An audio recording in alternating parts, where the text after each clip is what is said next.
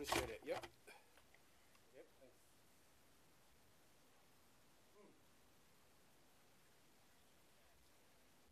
There it is.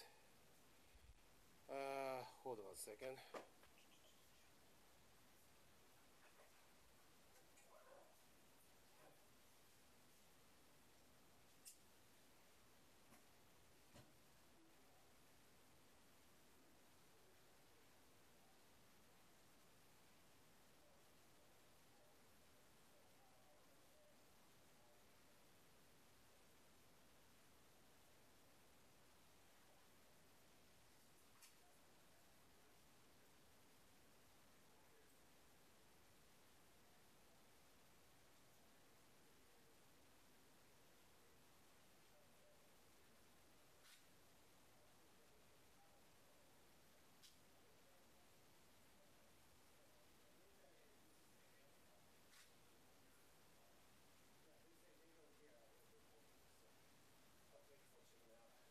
Okay, 447, right? 446. Okay, got it. Thank you. Okay, appreciate it.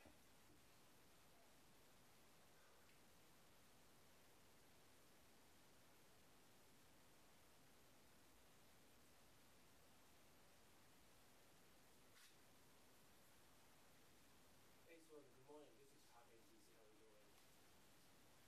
It's good. I just want to double check with you that if you have a plan scheduled to recall compressor from FEMA, it's 446, I believe, right now.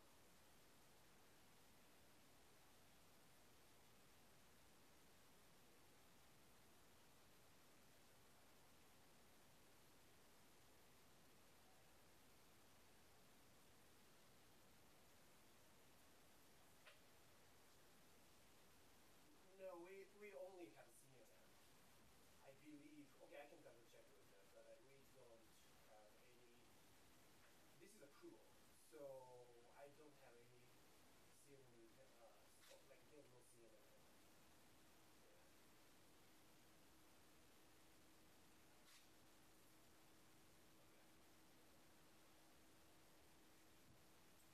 Sure. Yeah, there's only one camera here, so 446 is it. But if I find something, I let you know. Okay, okay. So thank you. So this gonna be recorded at like what 8:05.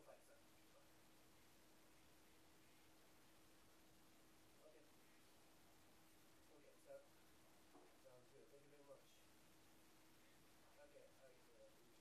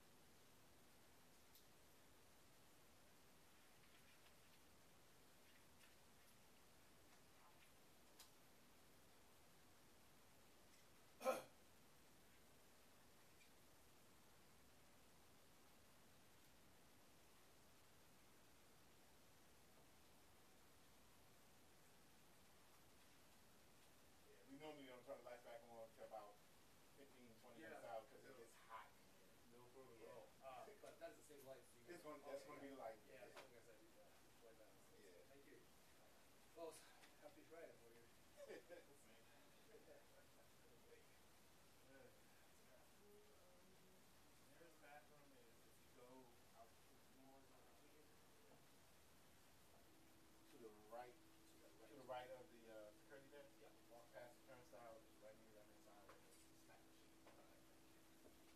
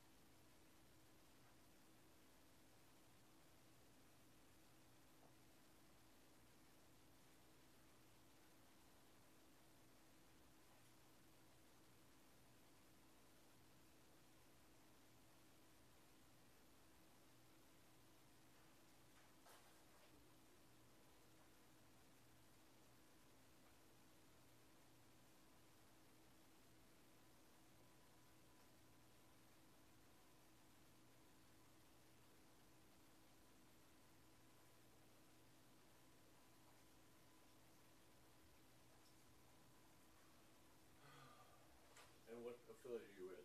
Bloomberg News? Bloomberg News. Crystal Jason. Bell? How do you Jason know? from FEMA. Nice to meet you. Yes, I'm early. You're well early. Okay. Email said 7:25. Absolutely no later than that. I thought, okay. Well, Seems important.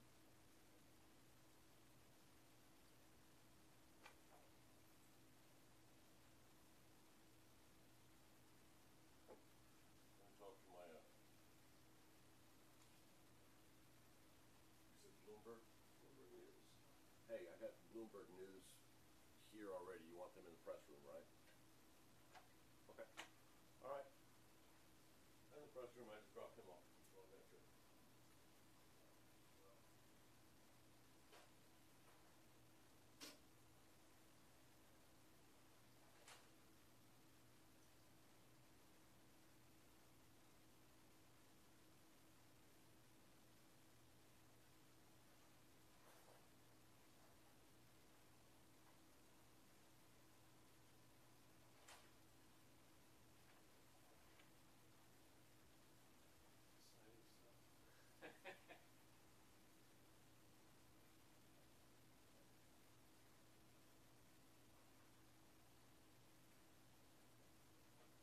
stuff.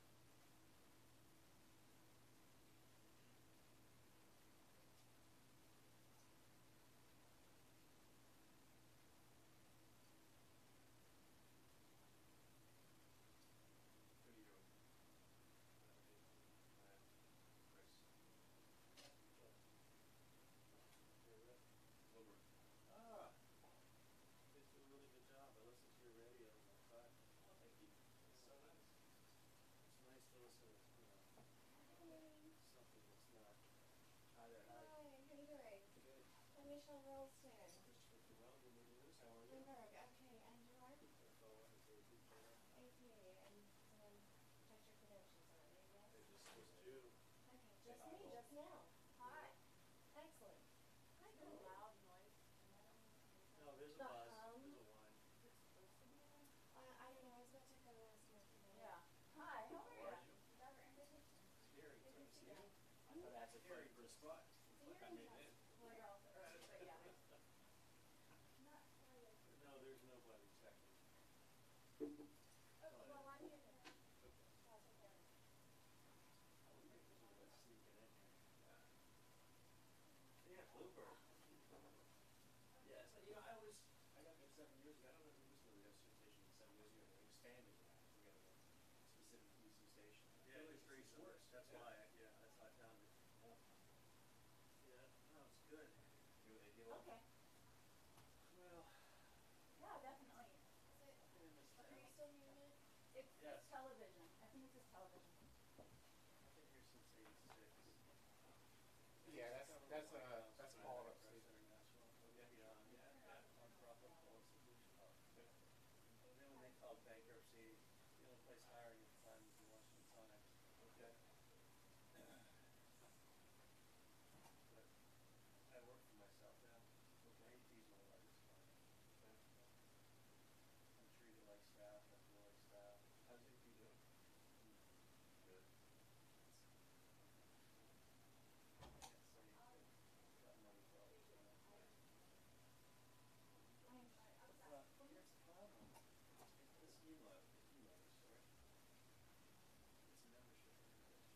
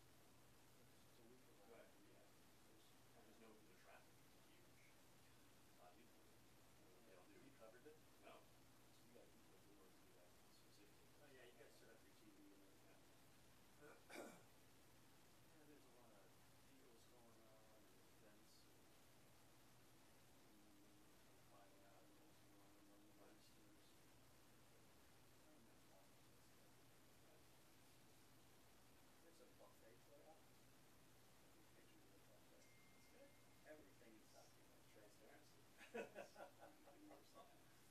Yeah, the files on DSK. Yeah, right? Mm. Yeah. Did you see the Netflix movie? No. Is it good? Should I watch it?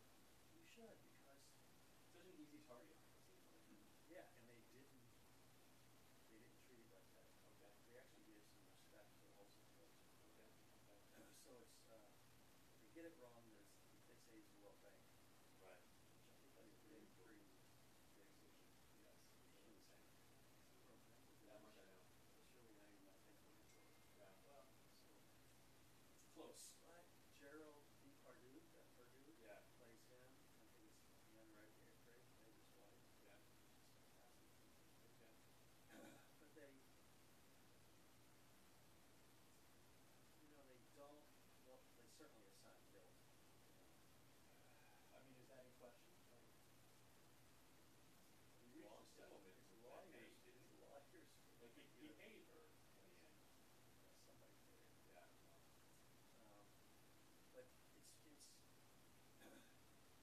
it's a story about his relationship with his wife Yeah. and that whole he was going through the trial. His sort of not understanding that he committed a crime. Right. I mean, I always look at his story as like an interesting window on a certain level of society, right? People who achieve a certain amount and then think all of a sudden they can go to parties with prostitutes and they have nothing to answer for. It's totally full of, because that's how it works, right? I don't know. I grew up in Based Toronto, on- and in Toronto, Right. that the money in Toronto, you just, I mean, being people with party with prostitutes in BC, right? In a straight-laced town where you can make everything. Toronto is a police state. It is, right? Whereas like in France, I guess, totally different. They show the party and it's unabashed and Yeah. you get the feeling that this was just normal. Right, yeah. I mean, So yeah, different worlds, right? it's a good movie. It's well worth watching. I think it's called Welcome to New York. Is there really? I believe it is. It was kind of funny. So is any of this getting moved, set up?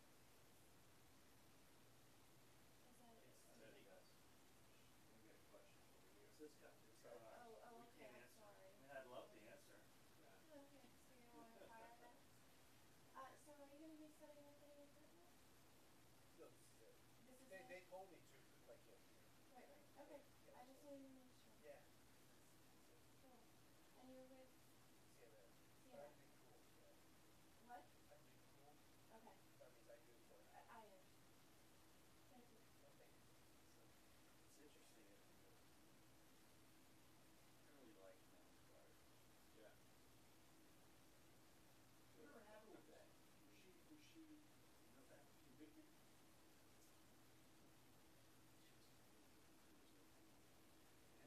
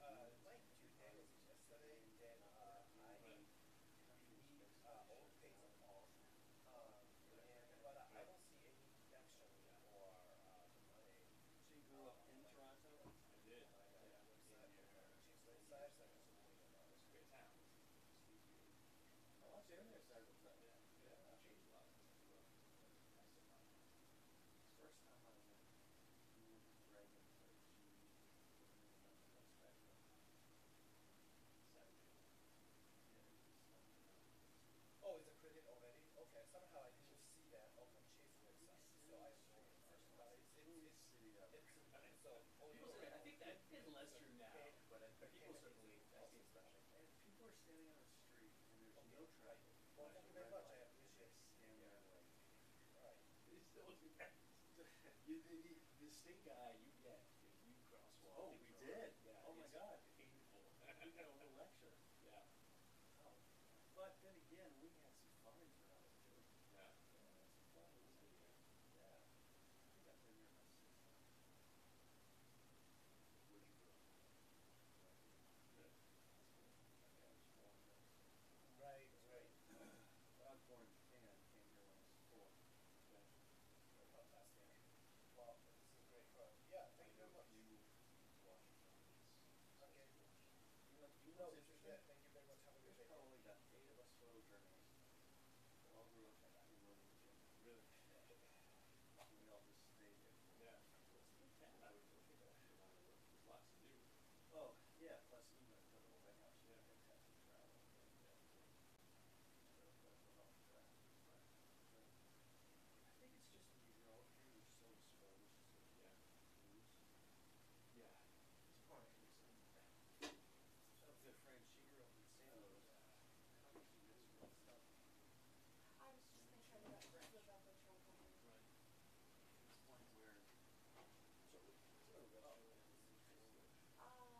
There is, but I'm gonna need you to go out that way, come through the doors, and if you go just past the security, just tell me you need the rubber tree and it'll be over on the right. so you see the security desk right Yeah, here? Just go past it. As soon as you get past it, Right. turn left. There's a little vending area. Okay. The vending area is the nice one. That sounds easy. Yeah. It is. Okay. Don't worry, I have faith in you. Okay. Hi, good morning. Morning. We saw each other Just before, but I had to see it.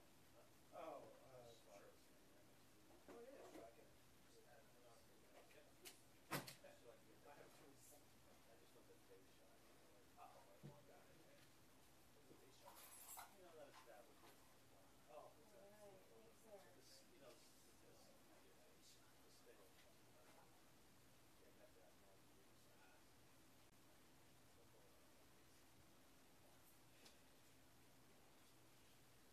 You plug it into the remote, not even set up a camera. I know. Now this one, the remote. Oh, yeah, I mean, I don't, this, I think this is full length, man.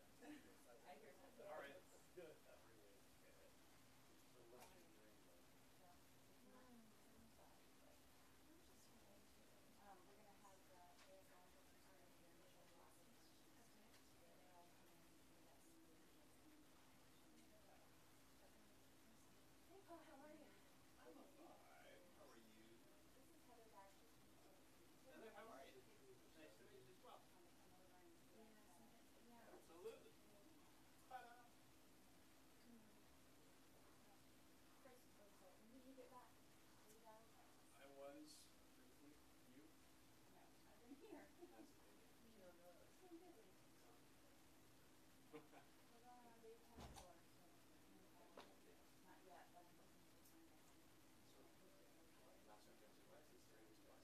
Yeah. That's a good thing.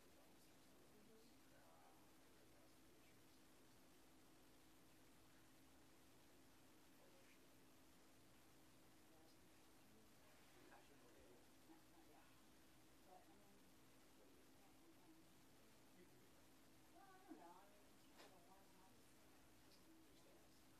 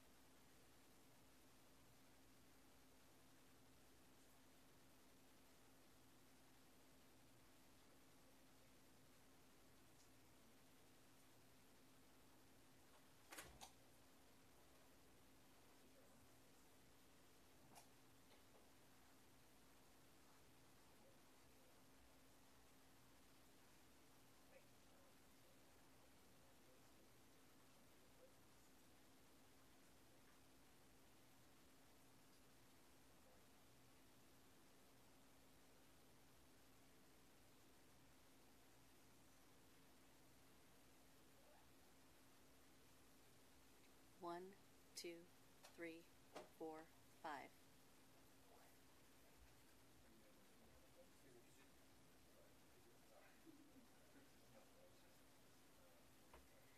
One, 2, 3, 4, 5.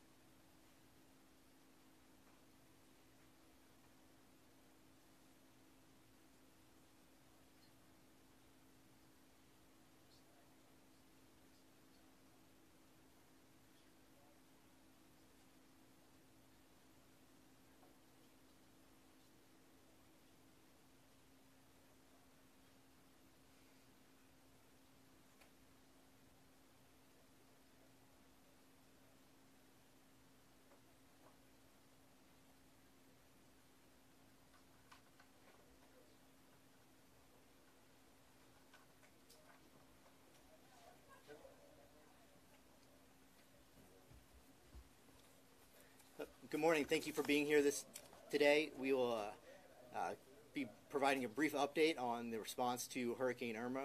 We have Secretary Duke from the Department of Homeland Security, Secretary Rick Perry from the Department of Energy, Administrator Long from FEMA, as well as Lieutenant General Williams from Air Forces North.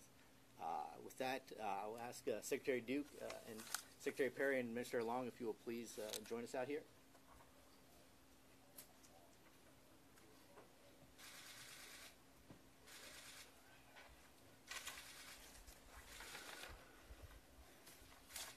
Good morning, everyone. Thank you for being here today. Yesterday, I traveled to Naples and Fort Myers, Florida, with Secretary Trump, First Lady, Vice President Pence, Senator Rubin, and Secretary Perry to survey the damage and meet the survivors of Hurricane Irma. I applaud Governor Scott and President Trump and all of the first responders who are doing everything in our power to stay ahead and also respond to this terrible storm. I would like to thank also more than 40,000 federal personnel, including over 2,600 FEMA staff, and also the Disaster Recovery Surge Force, who have volunteered to support the state in this recovery effort. There's also many other federal agencies, including the U.S. Department of State, Defense, Interior, and Homeland Security, other components that have deployed thousands of people to provide logistical support for commodities, employ search and rescue, as well as conduct damage assessments to advance recovery efforts. Secretary Perry will talk a little bit about energy, but I wanted to thank the 32 states that have provided mutual aid to Florida to support restoration of electrical power. It's important to note that the damage caused by Hurricane Irma is very different than the destruction we saw in Texas. For one, all 67 counties of Florida have been affected by the hurricane.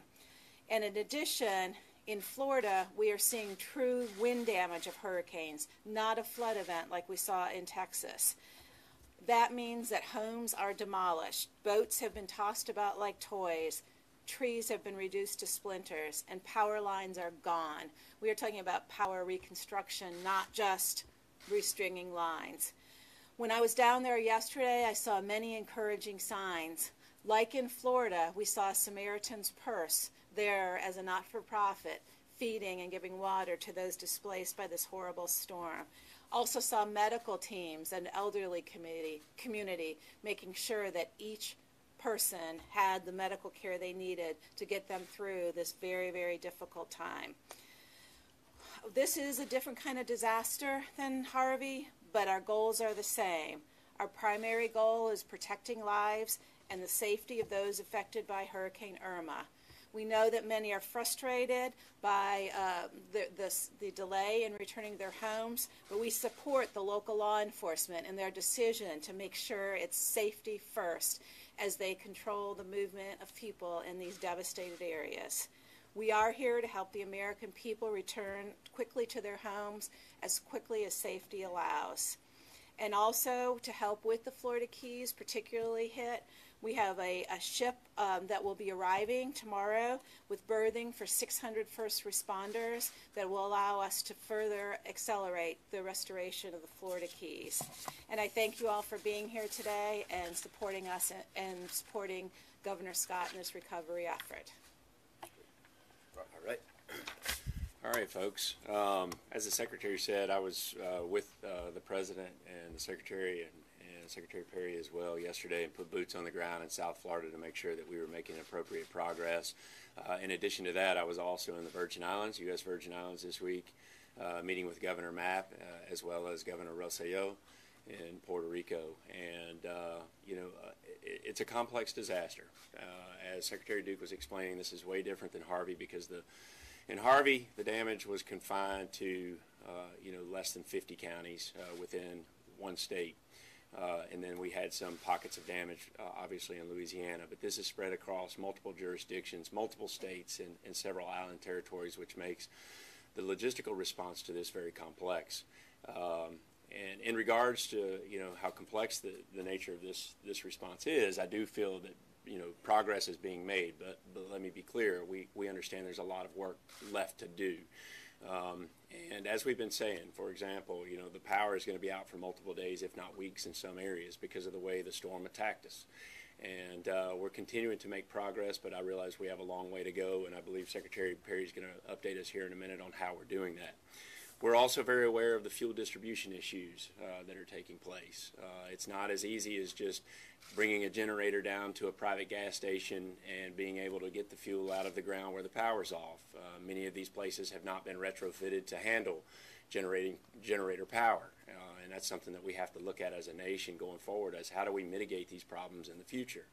The other thing is that support of human services, whether it's medical facilities to those that have been displaced, is ongoing. It's a very challenging event, but America needs to understand too that over 200,000 people were most likely sheltered in this event, and we've got that down to under 10,000 people and still in shelters remaining now in Florida, which is a tremendous effort by the whole community. It's not just FEMA, it's working through our state partners, and it's the whole community coming in to volunteer at those shelters, and in many cases help those folks out to find transitional housing until the situation is alleviated for their situation. We have a long way to go. It's only day 4 after Irma has exited the state, and we're going to continue to do that. So fuel distribution, power restoration, support to human services, debris removal, and commodity distribution are the priorities for today. And we're going to continue to do that. And then hopefully our search and rescue teams are wrapping up in Monroe County today. And so, the good news is that the search and rescue mission is complete. It's time to start shifting and focusing on the bridge and the pathways to recovery. Already in Florida, we've had 300,000 people registered in for individual assistance. We need to, if you've been impacted, continue to try to find online access to disasterassistance.gov.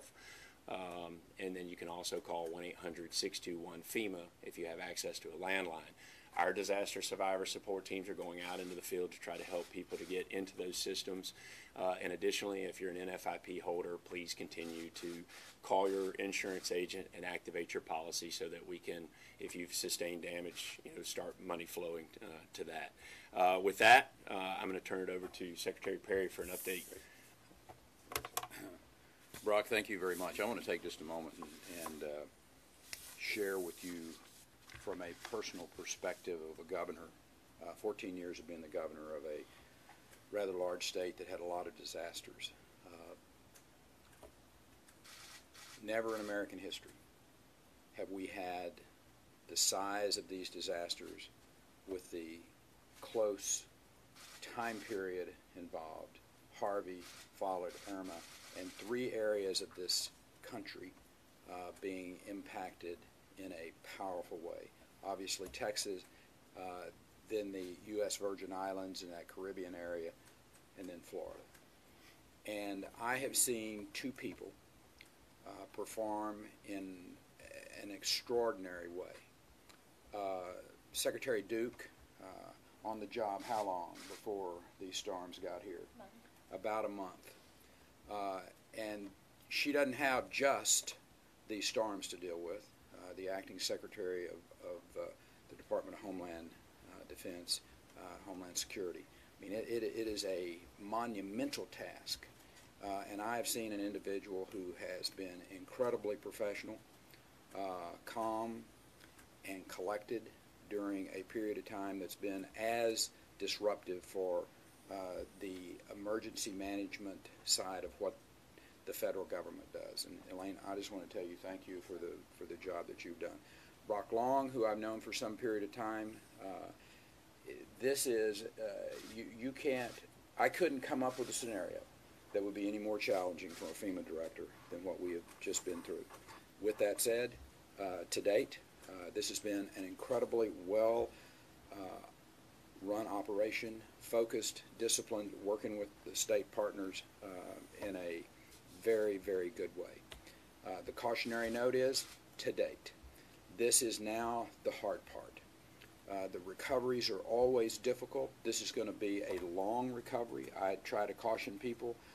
The easy part of getting the electricity back on in Florida is done. The tougher parts are in front of us.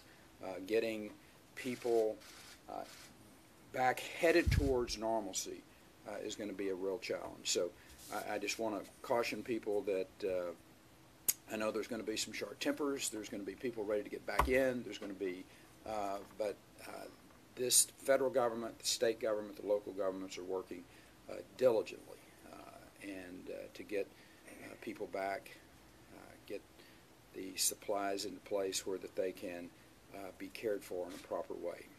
Let me address three things. Restoring the power, and I think we've all touched on that just a little bit.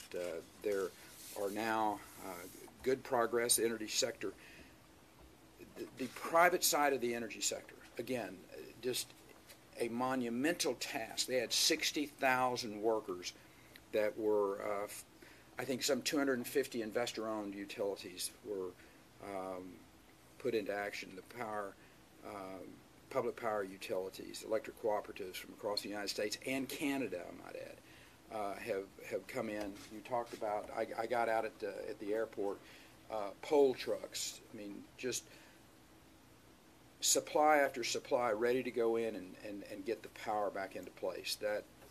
That is remarkable what they've done. The speed of which they have gotten Florida back, I think we're close to 70%. I don't want to pitch out any numbers, but I mean it's a pretty large percentage of folks by the end of the weekend. Still ongoing restoration, and there's some reasons that this has happened. I mean, and this is something that the director and I have talked about going forward, making sure that the states and the local entities realize that you're going to have the opportunity to rebuild in a thoughtful way, sure, in preparation for the next storm.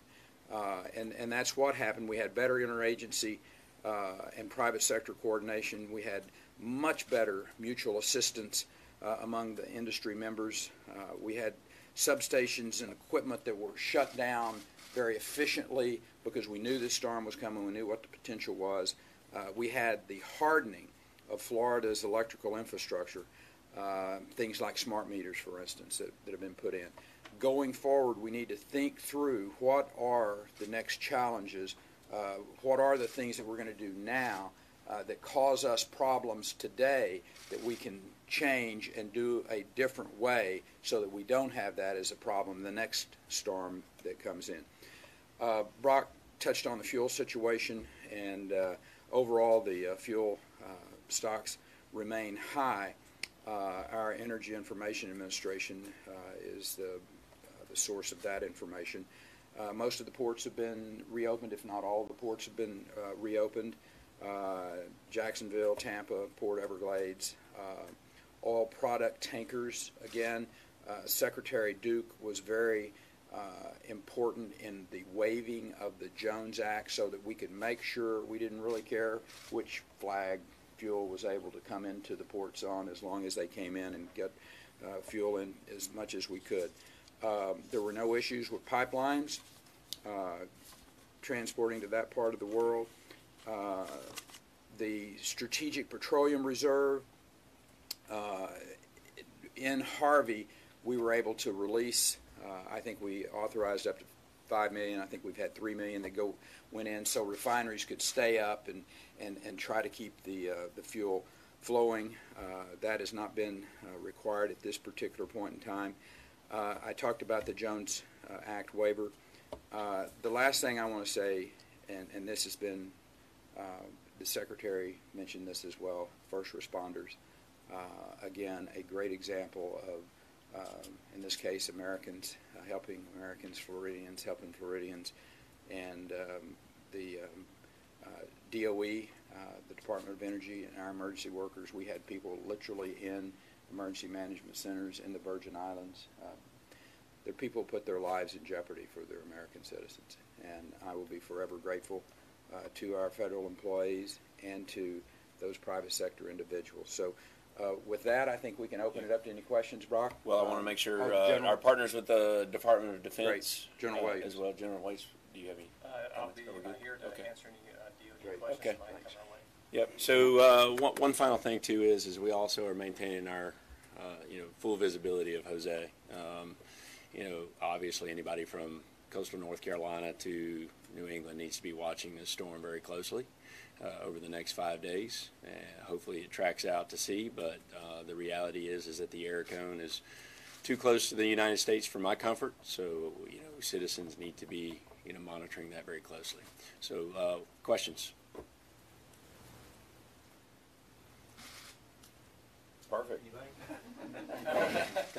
Nobody's going to ask anything. Can you walk us through what temporary housing will be for people post-Harvey and post-Irma? Are FEMA trailers going to be coming in, and how quickly will that happen?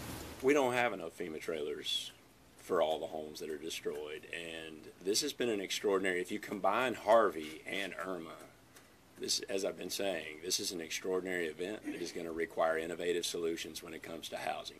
The way we've done business in the past has not necessarily been successful either. It's been a frustrating road, and I am more than willing to, and we're already working with Governor Abbott to look at innovative ways to help people get back into their homes, and not necessarily bringing in manufactured housing or travel trailers. What are better options? But to explain it, what I'd like to do is, here's the process. I want Alex Amparo, my recovery director, to go through it.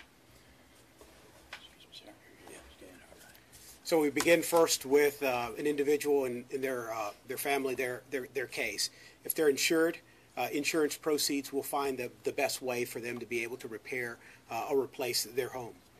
We look at both insurance and flood insurance, their regular insurance and flood insurance, to be able to do that. FEMA does provide assistance in repair to someone's home, so for a pocket of the population, that will be sufficient for them to be able to get back into their damaged dwelling. Moving forward, we also provide rental assistance. And so we want to make sure that in all of the impacted areas, we're taking advantage of the rental markets that exist. Every available landowner, homeowner that can provide that, I think now is an opportunity for them to put places up for rent. We also look at assisting commercial buildings that do provide rent. So we have a program that does provide assistance to repair commercial apartments so that disaster survivors can then go use that for housing. In all cases, we're working through the state, the governors, the administrator has mentioned, as they lead their priorities in housing. In addition to that, as part of the federal government, the Housing and Urban Development will also provide assistance to another pocket of population to help them replace or repair their home and bring it back to a livable condition. So across the board, there are multiple different options. Their communities will, in working with governors, will look at all of these options and find which ones work best. This is a multi-pronged approach. There's not a one-size-fits-all in this. Quick follow-up question. After some past hurricanes, FEMA brought in cruise ships as temporary housing. There were some issues with that. Can you rule out that you're even looking at cruise ships this time, or is that something that is on the table? Yeah, that's not a long-term solution for anyone, right? We are bringing in some berthing ships for first responders because it's very intermittent, but it's not a long-term solution. And so what we're doing right now is keeping the long game in mind and understanding that we have to have some transitional way. And not to mention that I just mentioned the hotel and motel. As power comes back on within the state of Florida, their capacity for us to put disaster survivors into motels while they fix their homes, that will be a big solution for many, but multi-pronged approach across the board. But I think it's important also, Governor Abbott's already taken a very proactive approach and established his recovery commission, not only from a housing standpoint, but from an economic recovery standpoint. Emergency managers like me have never been trained on how to generate sales tax revenue after you've lost a large or significant portion of your infrastructure. So again, in the recovery, it's all, the whole community's got to come together. It's multiple agencies that are going to have to work together to solve the housing issues as well as how we put these communities back together in an economically viable manner. Yes, ma'am. You both talked about how to rebuild tougher so that you're less vulnerable this time. Specifically, what steps are you looking at? Is it conversation around building codes, where to build, zoning, maybe not rebuilding parts of the keys? All of that's part of it, a conversation. I can tell you from the standpoint, I've played on both teams, and when you come in and say, this house is flooded for the third time, maybe fourth time in the last 12 years, there's a conversation that needs to be had. I mean, I can assure you, there is a citizen in Idaho that's going, wait a minute, why are we paying for the restoration of a home that is flooded now for the fourth time? Those are tough conversations. I understand that. But they're ones that need to happen in the states. Those, frankly, are state issues. However, it's federal dollars that are going to be flowing into those states. So these are tough questions that need to be asked. I shared with you one of the reasons that Florida was more prepared for this storm than they would have been if it had come a decade ago, with the hardening, the smart meters, those types of things. Right now, that's not what we're focused on, and I think it's really important that we stay laser focused on the short-term recovery, people's health and well-being at this particular point in time. I mean, there's a lot of work that's got to be done right now, and there will be time in front of us, but not as much as we'd probably like, Brock. Well, and the other thing too that I think is very important is that local elected officials and state representatives control their own destiny when it comes to the way they want to mitigate their jurisdictions. I don't have enough money to be able to do it for everybody, and I think that this event is a huge opportunity to sit down, hit the reset button for local elected officials to understand land use planning to building codes to, making sure that proper plans are in place for hospitals, care facilities, schools, you name it, for all hazard purposes. And not only that, but it's structural mitigation and non-structural mitigation. So I look at it in two ways. We got a long way to go to create a culture of preparedness, as I've been saying. Citizens have to understand the vulnerabilities of where they work, live, and play.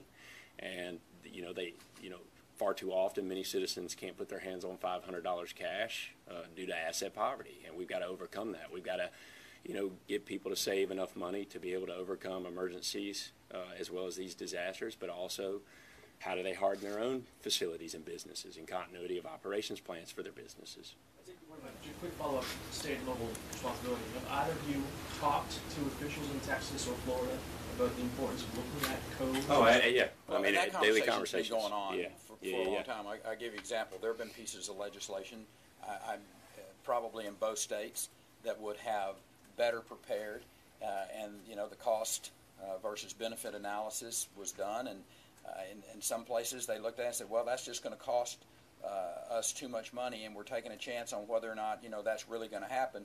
And the fact is, our hindsight's always a lot better than our foresight. But Florida's an example of it. They had a piece of legislation that would have required gasoline stations to be retrofitted so that they could take generators. They decided not to pass that, and I'm sure it was because they did a cost-benefit analysis and somebody said it cost too much money. I don't know that, but my point is there are a lot of decisions that we need to be thinking about going forward at the state level to decide whether or not these are precautions that need to be put into place to take care of their citizens going forward. And in Texas, Governor Abbott, a little bit further into recovery, he has set up a commission in Texas. I'll be going out there next week to support his start of that commission, but they will be looking comprehensively at recovering housing, schools, and other community. Yes? This is a hurricane related. Given the expected terrorist incident in London, can you give us an update on the Homeland Security picture here? Sure. I was going to close with London. Anyway, first of all, I'd like to send our prayers and our compassion to those people in London and England in general. We, as Secretary Perry said, at Homeland Security, we are not just hurricane response. We are domestic security, and terrorism still stands strong.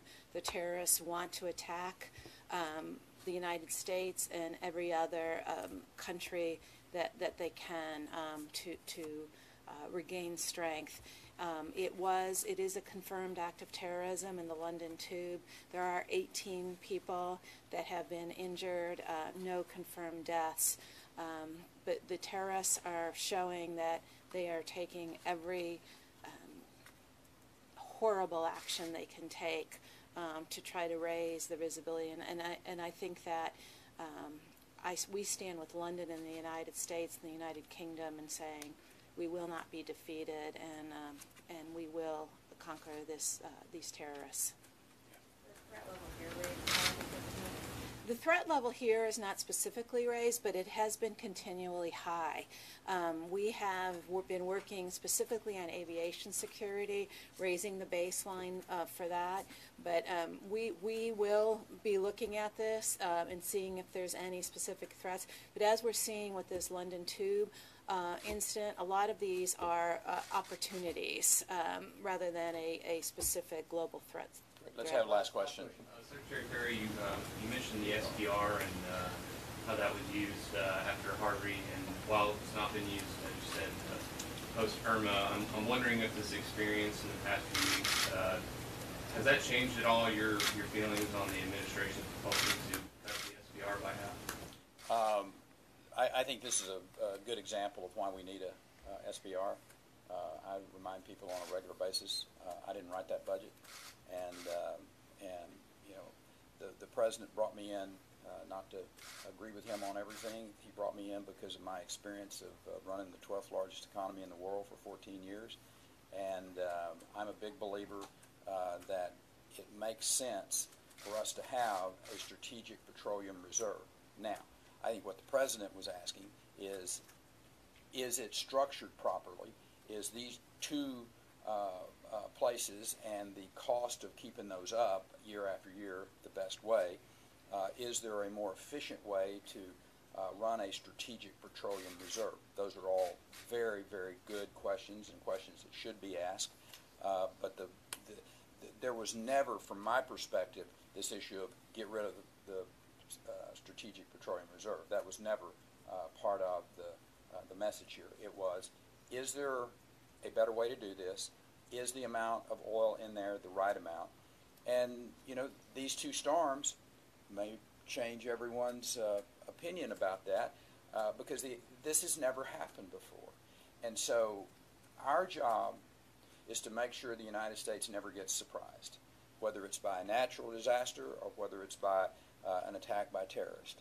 And again, I'm quite comfortable that the President's response on this, or I should say these disasters, has been as well handled as any administration that I have knowledge about, and I go back for about 30 years of state and federal work. So thank you all for coming and being with us today. Good day.